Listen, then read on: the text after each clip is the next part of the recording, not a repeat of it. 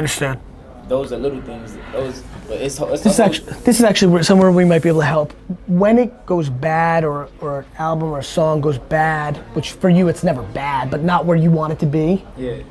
What the fuck do you guys do to make sure, like just sitting, do you sit and wait because you have such great brand that it'll just get there, or are you proactively trying to produce content around that music to get it there? Yeah, we do, but you see how some people do like publicity stunts. Yeah. We try to like move away from that and be more. Yeah, because people think that's corny. Yeah, be more natural with it. For me, like we look for little things to like. You know what I think is a big opportunity that nobody's exploiting in that vein? So I agree with you, because it looks like desperation, right? One of the things that I think guys should think about that I haven't said, finally getting some new stuff, but I've been thinking about this one.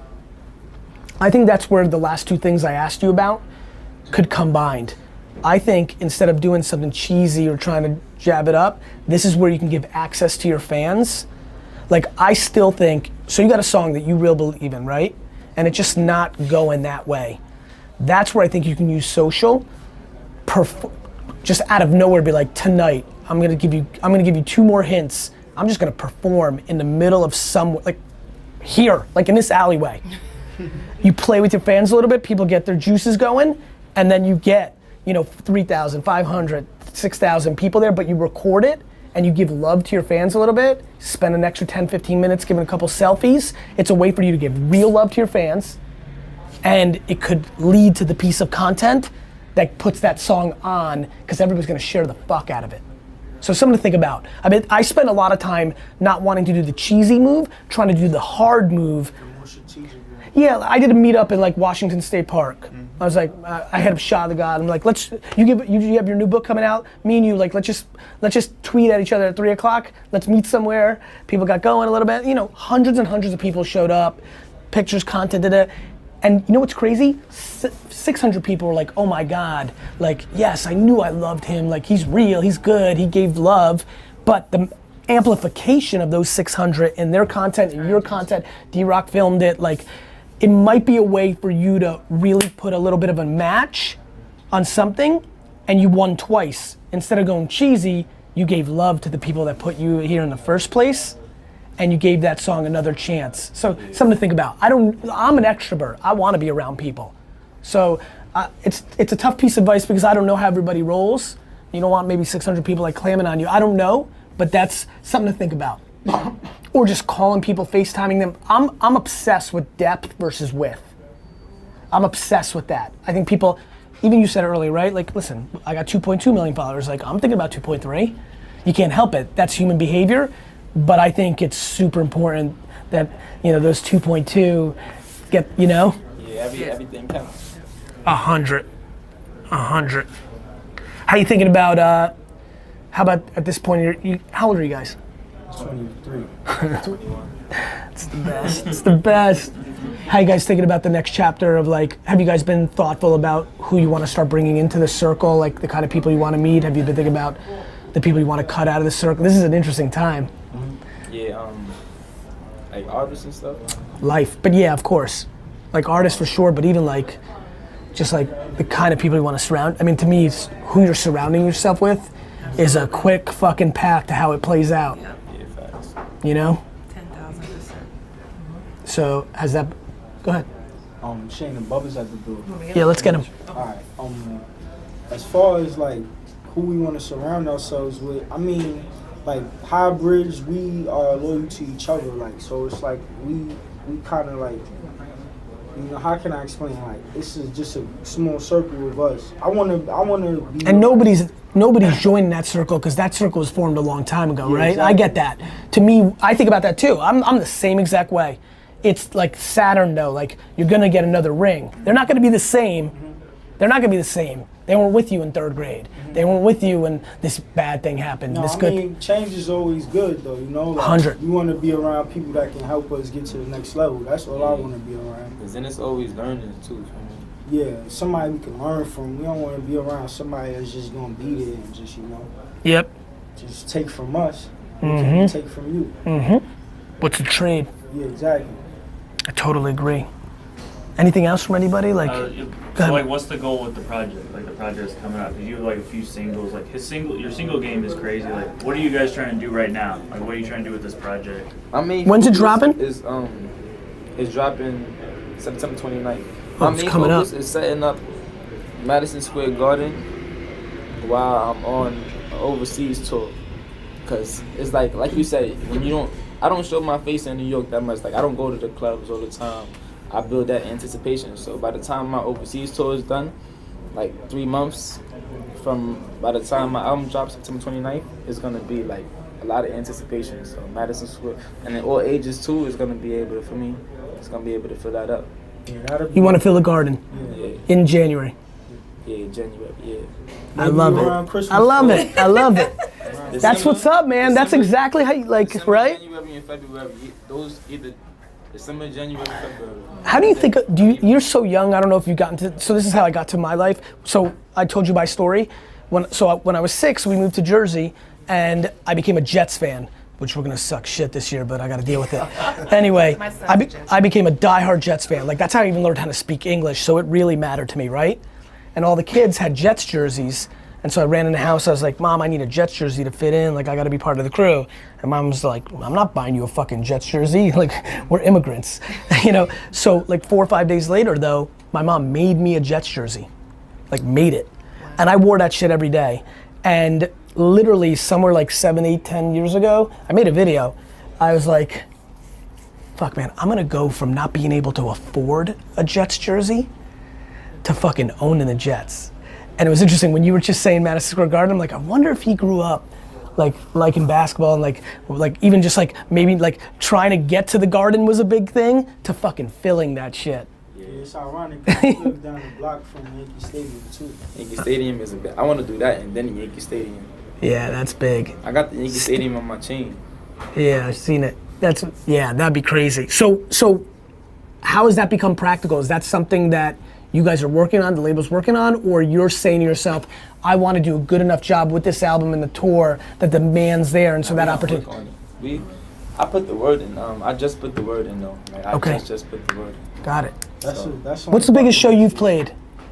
I did Madison Square Garden, Barclays, Met Stadium. I did a lot of. As part of something, or as part of something. Yeah. What's the biggest thing you? Yeah. What's the biggest thing you? The Yeah. biggest thing was. PlayStation Theater. I don't think so. I think I packed more people than that.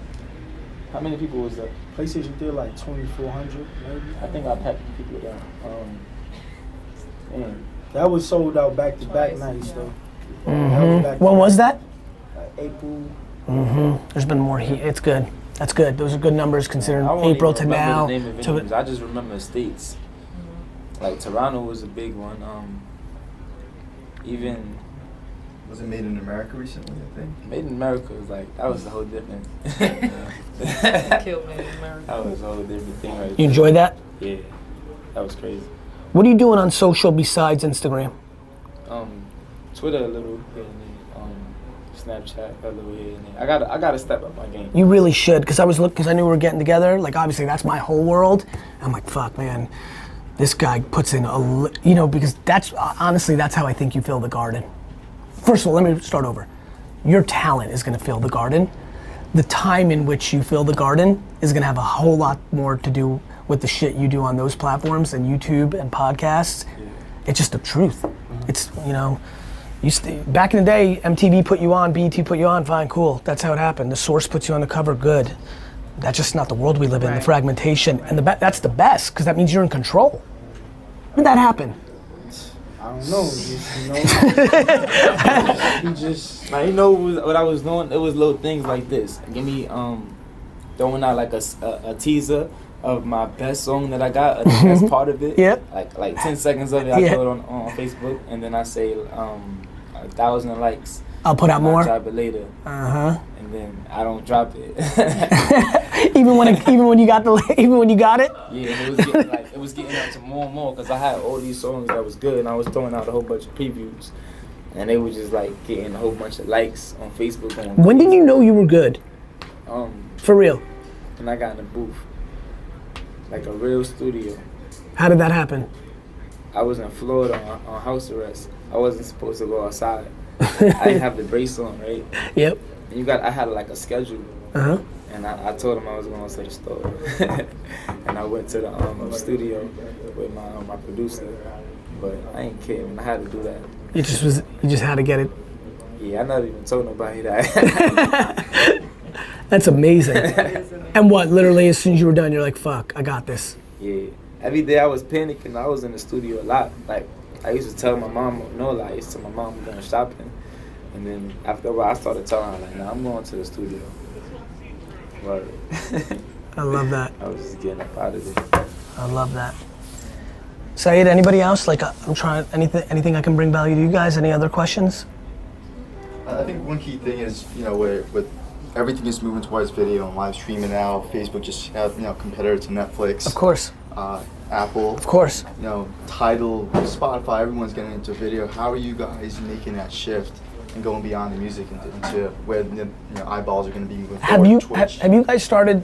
I apologize, Saeed. Have you guys started debating having somebody on the team full time, or do you have somebody on the team full time creating? Like D-Rock is one of six. I have 16 full time employees to make content for this device. Audio, video, pictures. 16 full time, and I'm a 41-year-old white businessman.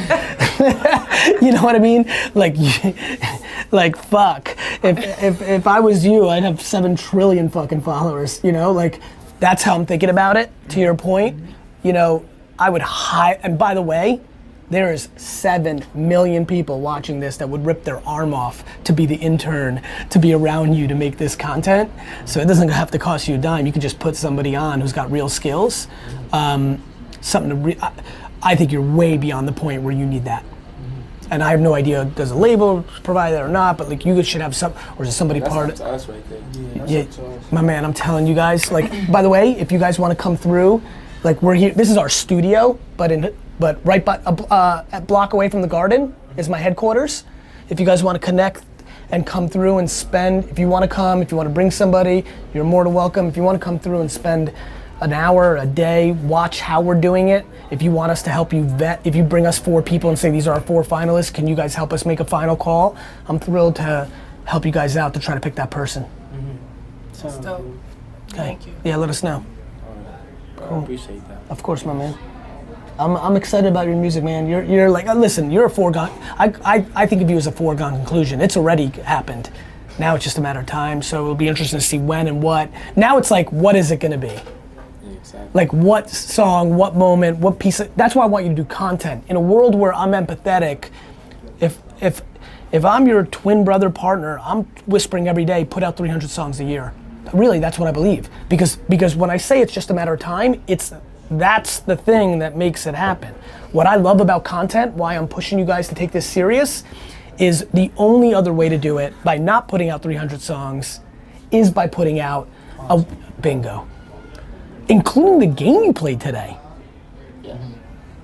God, I don't know what happened on that court, but God forbid you did something good against Russ. That might be the most viral shit of all time. I was playing my album, it wasn't really a listening party, but I played my album while everybody played a scrimmage game.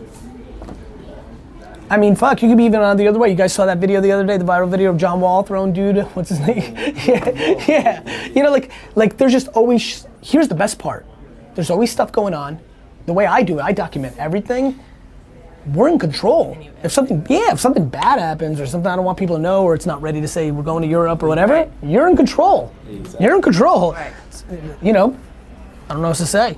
You make it and you're in control. So like, there's nothing scary about it. But, and listen, I'm empathetic to how you want to position the brand. I'm empathetic to getting the fade all right and like the look. I'm empathetic to overexposure. I've heard every single logic and rationale to why not, why yes, why this. I'm just gonna say it one more time, there is no reason that I should have twice as many followers, than the people I do. I know the system that works. Yeah, I got my thing and I know I got a little something, but you do it right and you're sitting right here with 15.5, I believe in that shit. So if we can help in any way to inspire that or put you on to a little information, I'm thrilled to do that.